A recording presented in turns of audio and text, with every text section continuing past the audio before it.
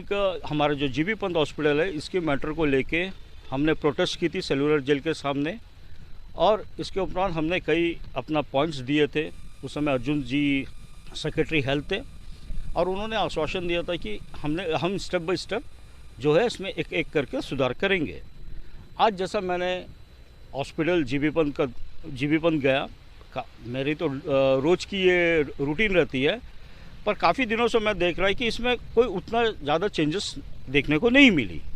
जैसा कि मैं आपको एक बात बताता हूँ, हमारा इंटेंसिव केयर यूनिट MICU, जिसमें जो लोग हैं जब सीरियस होते हैं तब इनमें जो है शिफ्ट किया जाता है पेशेंट को। तो बड़ा दुख से कहना पड़ रहा है, जैसा कि हमारा मेडिकल कॉलेज हमारे जितने भी मेनलैंड में है उसकी तरह जो है हमारे मेडिकल कॉलेज को बनाना चाहते हैं, पर ये हो नहीं पा रहा है। जैसा आप देखिए, ये रिस्ट्रिक्शन है। आप जब MICU के अंदर घुसोगे तो अटेंडर को अपना चप्पल उतार के अंदर जाना पड़ता है। आप सेम टाइम आप देखिए, इंटेंसिव करने वाले स्टूडेंट जो है, आपका JR हो या SR हो, आप डॉक्टर्स हो या वार्ड बॉय हो या इवन नर्स क्यों ना हो, वो अपना चप्पल बराबर शूज़ पहन के जाते हैं, इवन वार्ड में घूमते हैं, इवन रोड में घूमते, अपना घर से आते हैं और वो सेम चीज़ को लेके वो इंटेंसिव केयर के अंदर जाते हैं।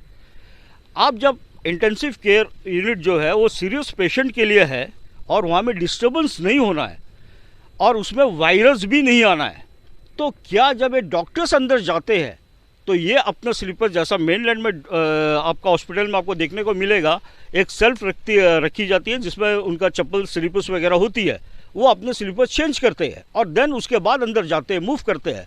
पर यहाँ में ये रिस्ट्रिक्शन नहीं है, ये रिस्ट्रिक्शन सिर्फ अटेंडर के लिए है। तो मैं ये दरख्वास्त करूँगा हमारा सेक्रेटरी हेल्थ से कि सर आप कृपया करके ये विषय में आप ध्यान दीजिए, क्योंकि ये बहुत ही सीरियस इशू है और इंटेंसिव केयर यूनिट जो है सीरियस पेशेंट के लिए है। दूसरी चीज़, आप देखिए, जब कभी भी कोई सीरियस पेशेंट जब सीरियस हो जाता है तो वहाँ पे आपको मैक्सिमम जो वहाँ पे इंटेंसिव केयर जो सीनियर है वो मिलेंगे और नर्स मिलेंगे। जब वो पेशेंट को देखते हैं और उनका बस से वो बाहर हो जाता है तो फिर वो अपने डॉक्टर्स को फ़ोन करते हैं या OPD में जो डॉक्टर है उसको कॉल करते हैं, तब वो आता है, देखता है, और उसके बाद उससे भी यदि नहीं होता तो जो कंसर्न पेशेंट या जो भी स्पेशलिस्ट है उनको कॉल किया जाता है। तो वाई नॉट, ये इशू को हमने पहले भी उठाया था कि ICU में आप क्यों नहीं एक स्पेशलिस्ट को रखते हो।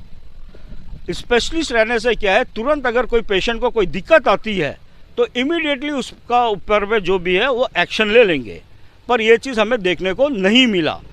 तीसरी चीज़, आप देखिए, मोटा मोटी ICU के अंदर में 8 से 10 बेड है, वो भी कंजस्टेड है। जो पहले जो ICU हुआ करता था अभी वैसा नहीं है, रूम कंजस्टेड है, बेड कंजस्टेड है।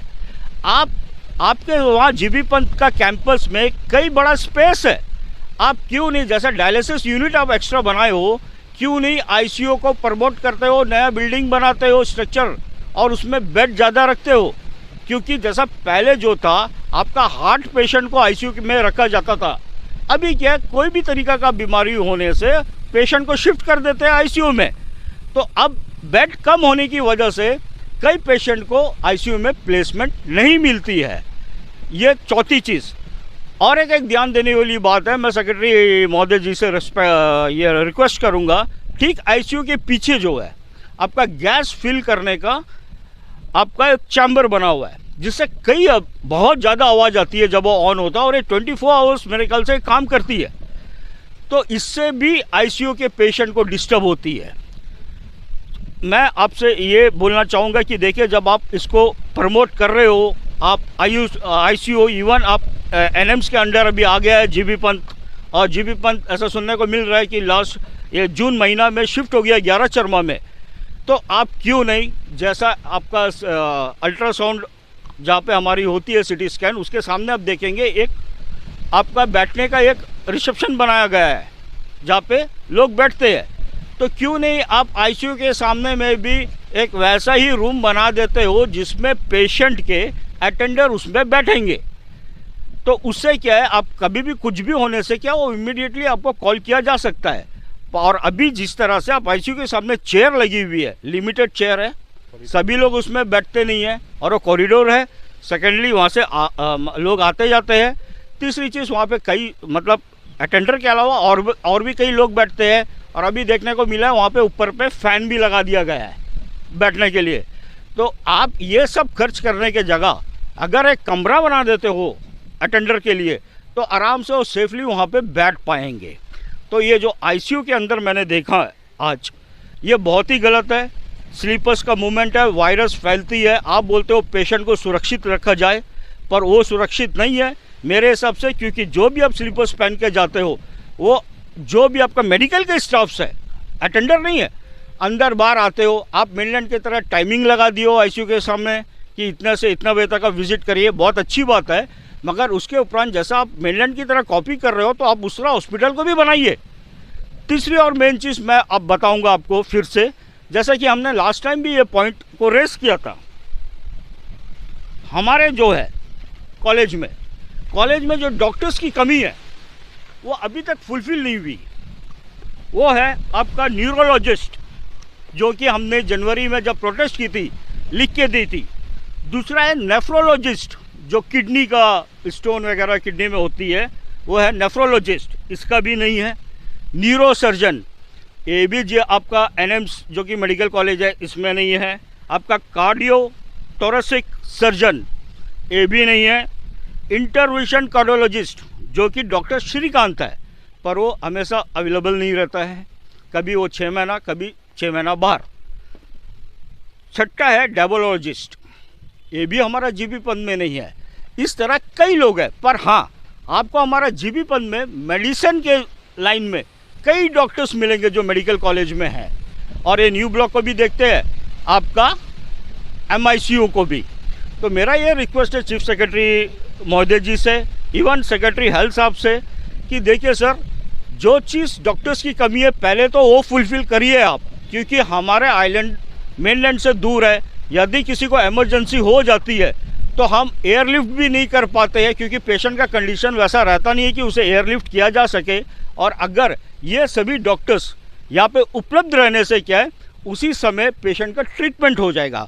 और सेकेंडली आप कृपया करके वो जो गैस सिलेंडर फिल करने की आईसीयू की पीछे जो रूम बनाया है उनको शिफ्ट करिए, मर्चुरी तरफ में लेके चले जाइए, वहाँ में भी आपके काफ़ी स्पेस है, ताकि आवाज़ पेशेंट लोगों को डिस्टर्ब ना करे। थर्डली, आप ये जो स्लीपर्स की मूवमेंट है जो आप अटेंडर के लिए लागू करे हो, ये डॉक्टर के लिए भी लागू करिए, इवन जो आपका कॉलेज के स्टूडेंट है उनके लिए भी लागू करिए। वहाँ पे एक स्टैंड रखिए, स्लीपर्स रखिए, आप आइए अपना शू रिमूव करिए, वो पहनिए और जाइए, जिससे कि पेशेंट को वायरस इन्फेक्शन ये सब चीज़ से वो बचे रहे और उनका ट्रीटमेंट अच्छा से हो सके और वो फिर से खुशहाली अपना वापस आईसीयू से बाहर निकल के जा सके। अभी हमारे आगे का चीज़ में आपका अंशुमन रॉय जो कि युवा मोर्चा के अध्यक्ष हमारे एचआरएस के, वो आपको बोलेंगे। थोड़ा गर्म करते हैं इस मामले में, तभी कुछ कार्रवाई या फिर रिस्पॉन्स आता है। उसके बाद जो है ये सारे चीज़ जो है ठंडे बस्ते पर रखा जाता है, ये बिल्कुल सही नहीं है। हम नहीं चाहते एग्रेसिवली इसको प्रोटेस्ट करें, क्योंकि हमारा भी एक समझबूझ ऐसा है कि एथिक्स के साथ सोसाइटी में जो है डेवलपमेंट हो। लेकिन अगर हमें मजबूर किया जाएगा तो हम वाकई में चुप नहीं बैठेंगे। ये सारे मुद्दे जो है ये एक्चुअली हमें बोलने का ज़रूरत नहीं है, ये मेडिकल डिपार्टमेंट को खुद से विचार करने के लिए ये पॉइंट्स है कि वो मेडिकल प्रेमिसेस को कैसा रखेंगे, आईसीयू केयर यूनिट को कैसा रखेंगे। ये तो उनके नॉर्म्स में होना चाहिए। ये तो उल्टा हो रहा है कि हम उनको बता रहे हैं, जबकि वो हमें सजेस्ट करना चाहिए कि हमें कैसा अंदर जाना चाहिए, किस हालत में हमें साफ़ सफाई के साथ अंदर जाना चाहिए। खैर, ये तो प्रॉब्लम्स है ही, जो हम आशा करेंगे कि जल्द से जल्द इसका सॉल्यूशन निकले। इसके साथ ही जो अभी भी जो हमारे आइलैंड्स और हमारे आम जनता का जो सबसे बड़ा इशू जो है वो रेफरल पेशेंट्स का मेनलैंड लेके जाना, खास करके स्ट्रेचर पेशेंट्स का जो बात हमने पहला आंदोलन से जो हम लोग शुरू किए थे, वो आज भी उस पर कोई भी कार्रवाई नहीं हुआ है। मैं फिर से जो है गुजारिश करूंगा कि स्ट्रेचर रेट्स और जो भी मेडिकल पेशेंट्स का जो एयर लिफ्टिंग का जो भी टिकट्स का रेट्स हो उसको कंसीडरेशन में लाए, बहुत जल्द लाए, वरना ये अंडमान एंड निकोबार में जो आने वाले दिन में जो मतलब प्रोटेस्ट हम करेंगे वो बहुत ही बड़ा और बहुत ही आक्रामक होगा, जिसमें कि काफ़ी जो है एग्रेशन भी नज़र आ सकता है। तो मैं ये कोशिश करूँगा कि ज़्यादा आक्रामक ना होके बातचीत को जो है शांतिपूर्ण रूप से ही सॉल्यूशन किया जाए। ख़ास करके ये स्ट्रेचर रेट्स और मेडिकल पेशेंट्स का जो एयर लिफ्टिंग का जो बात है इसका ऊपर ध्यान दे, और क्योंकि हमारे पास और कोई चारा नहीं है ईस्ट आइलैंड से मेनलैंड जाने का एक्सेप्ट एयर लिफ्ट, क्योंकि शिप में तो हम कोई सीरियस पेशेंट को नहीं लेके जा सकते। और एक बात, जितना भी आयुष्मान भारत स्कीम में जो भी फॉर्म भरा जाता है वहाँ पे जो transportation, the mode of transportation रहता है वो शिपिंग रहता है, वो शिप रहता है। ये मुझे समझ में नहीं आता ये रूल्स किसने बनाया है, कौन सा महान इंसान ये सोच कर बनाया है कि एक सीरियस पेशेंट को अंडमान एंड निकोबार आइलैंड से चेन्नई या कोलकाता जो है शिप में लेके जा सकते हैं, और वो आज तक चला जा रहा है। हम अगर फ्लाइट भी डिमांड करते हैं तो बोलेंगे नहीं, ये नॉर्म्स में है, ये रूल्स में है कि शिप ही लिखा जाए। कौन सा लॉजिक से आप यहाँ पे शिप लिखते हैं? ये तो सरासर एक नादानी और कमती सूझबूझ का पहचान है। ये मैं दरखास्त करूंगा कि ये सब जो सीरियस जो पॉइंट्स है, छोटा लगेगा लेकिन बहुत सीरियस होता है, जिसके साथ होता है उनको पता चलता है। तो मैं गुजारिश करूंगा कि ये सब पॉइंट्स को सीरियसली लिया जाए, वरना हम फिर से उतरेंगे और इस बार जो है माहौल थोड़ा गर्म होगा और थोड़ा आक्रामक भी हो सकता है। तो मैं आशा करूंगा कि ये सारा पॉइंट्स, ये कोई चेतावनी या धमकी का हिसाब से नहीं बोल रहा हूँ, ये हमारा तकलीफ़ है, ये हमारा जो हम लोग फेस करते हैं, हम लोग डे टू डे लाइफ में फेस कर रहे हैं। तो ये चीज़ को प्लीज़ देखा जाए। मैं आशा करूंगा कि हमारे जितने भी पॉइंट्स हैं ये आप लोग सब नोट करेंगे और इस पर जो है जल्द से जल्द कार्रवाई करेंगे। Thank you so much. बस आपका प्यार और सपोर्ट हमारे चैनल को देते रहिएगा। सच्चाई और निडरता के साथ वी न्यूज़ है आपके साथ।